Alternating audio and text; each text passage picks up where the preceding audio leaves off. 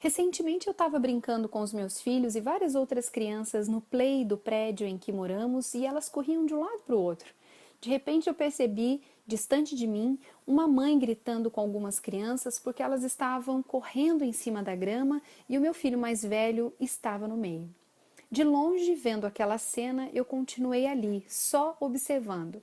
Quando meu filho se aproximou de mim, eu pedi que não pisasse mais na grama e ele me disse: Mãe, eu esperei que você me defendesse daquela mulher quando ela brigou comigo, mas você não foi lá, você não me defendeu. Eu fiquei alguns segundos em silêncio e me senti a pior das mães. Deixei meu pedido de desculpas com meu filho e levei uma enorme culpa comigo. Refleti sobre o que havia acontecido e sobre o meu comportamento. Fiz uma mesa redonda sobre a situação e me questionei. Por que, Camila, você não se aproximou daquela mulher que gritava com as crianças? Por que ficou olhando de longe? Qual foi sua preocupação? O que é que você poderia ter feito? O que você pode fazer para mudar a decepção do seu filho? Passaram-se alguns dias e eu fui brincar novamente com os meus filhos e um punhado de crianças do prédio. Um pai se aproximou onde estavam as crianças e, falando bem alto, pegou um carrinho de rolemã, alegando que, como seu filho, dono do brinquedo, não estava presente, aquelas crianças não tinham permissão para brincar porque poderiam estragar. Enquanto ele gritava com as crianças e o meu filho estava entre elas, eu resgatei aquele acontecimento do passado do qual eu não havia defendido meu filho e escolhi fazer diferente naquele exato momento. Me aproximei daquele pai, disse que eu estava olhando e que não havia nada de errado em deixar aquelas crianças brincando com um carrinho de rolemã. Meu discurso não mudou nada para aquele pai, mas mudou para o meu filho. Eu pude, naquele exato momento, ser a mãe que ele esperava que eu fosse, mesmo tendo errado no passado. Melhor, eu pude usar da experiência negativa do passado para fazer uma positiva no presente do meu filho. Olá, minha gente de Evoluidamente, Camila Ragazzini com a parte 4 sobre perdão. Estar consciente sobre os erros do passado nos permite sermos melhores no presente, nos permite fazer escolhas melhores. Depois de contar quem, quando, onde, o que fizeram conosco ou o que nós mesmos fizemos, no primeiro passo da jornada do perdão, que foi contar a história, lembram disso? Agora é hora de darmos vazão à mágoa. Dar vazão à mágoa, à emoção, é compreender como o que aconteceu nos afetou, inclusive quais dos nossos valores foram feridos. Lembram dos valores meios e fins que eu expliquei num dos áudios sobre valores? Eu vou fazer uma rápida explicação aqui. Valores meios são aqueles que podemos mensurar, calcular, apalpar, que nos é o meio para conseguirmos os valores fins. Valores esses que são mais complexos, subjetivos, difíceis de mensurar, de definir e que são extremamente pessoais. Um exemplo de valor meio é o dinheiro e de valor fim é o conhecimento. Ou seja, ter dinheiro me fará comprar livros, cursos, palestras para alcançar meu valor fim, que é o conhecimento. Quando alguém nos engana e fere o nosso valor da verdade, por exemplo, provavelmente nos fará sentir tristeza, revolta, desânimo, indignação, e esses sentimentos serão sentidos por nós porque o valor verdade foi desrespeitado. E aí surge a necessidade de perdoarmos ou não aquele que nos enganou, que feriu os nossos valores. Muitas pessoas acham mais fácil negar ou reprimir esses sentimentos, fingir que nada aconteceu, mas um sentimento ruim, negado, sempre encontrará uma forma de se expressar. A dor, ela fica mais aguda. Quanto mais queremos esquecer, mais pensamos. E por que isso acontece? Porque não houve vazão da mágoa. Sabe aquela unha do pé machucada que fica latejando, latejando? Enquanto aquele sangue não encontrar vazão para sair, a única coisa que conseguiremos pensar será naquela unha que dói. Para mágoa, para raiva, revolta, tristeza, decepção ou qualquer outro ressentimento sair, precisaremos encontrar uma forma de darmos vazão a essa dor.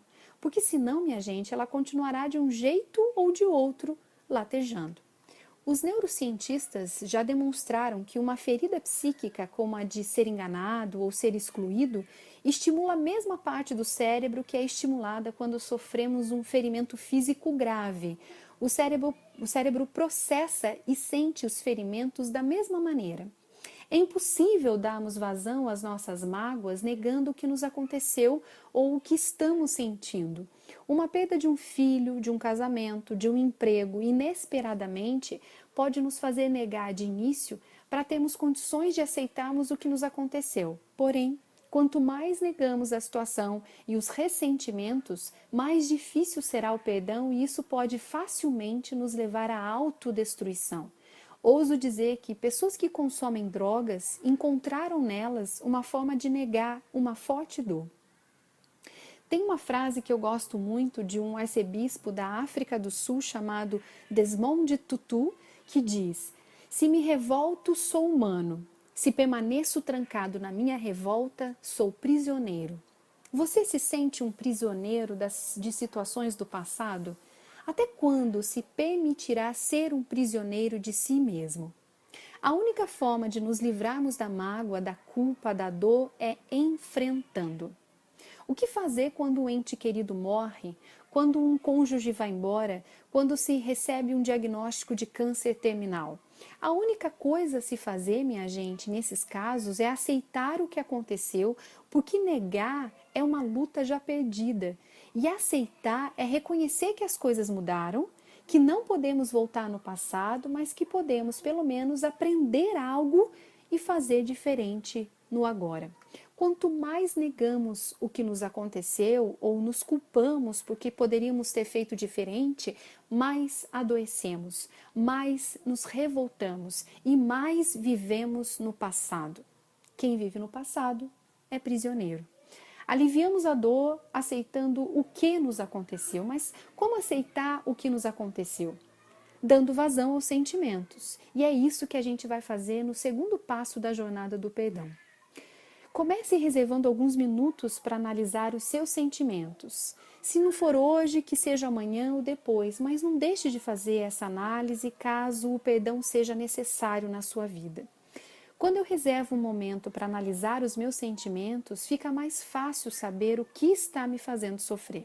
Lembre-se do fato ocorrido e identifique quais os sentimentos que mais têm te perturbado. É a raiva? É a tristeza? É a vergonha? É a culpa? Eu vou explicar como você identifica esse estágio e também vou colocar um formulário no portal para que você baixe e siga o passo a passo desse exercício, tá bom?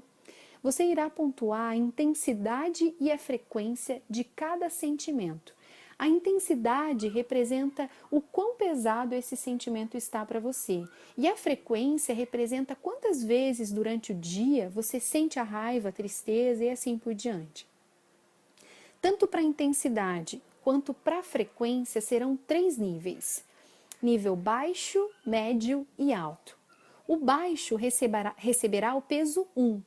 O médio receberá peso 2 e o alto receberá peso 3.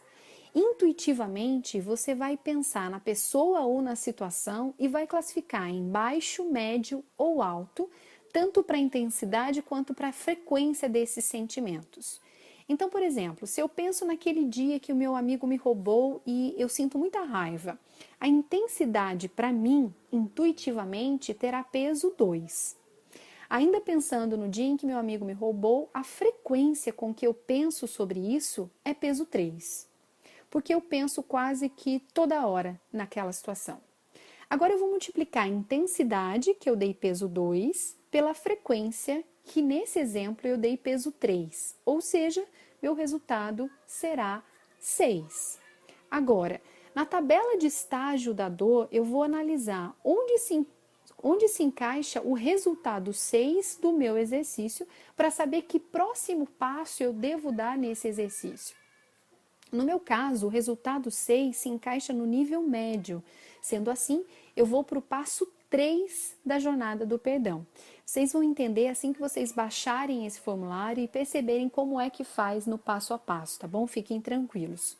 Não se preocupe caso não tenha entendido esse exercício. Eu vou colocar o formulário no portal e se mesmo assim, mesmo seguindo o passo a passo do formulário, você continuar com dúvidas, é só me procurar, me perguntar, seja dentro do grupo ou no privado, tá bom? Esse assunto, perdão, é bastante denso. Eu sei que tem vários áudios e isso pode parecer cansativo, mas ele é extremamente importante para que a gente possa passar pelos ciclos de autoconhecimento e autocontrole até chegar na autorrealização, que é o último ciclo do programa Evoluidamente. Bom, por hoje é só. Nos encontraremos no próximo conteúdo, que ainda será sobre perdão, mas que em breve a gente vai passar para um outro assunto e de grande relevância com certeza para a evolução de vocês, tá bom? Um grande beijo e vamos evoluir!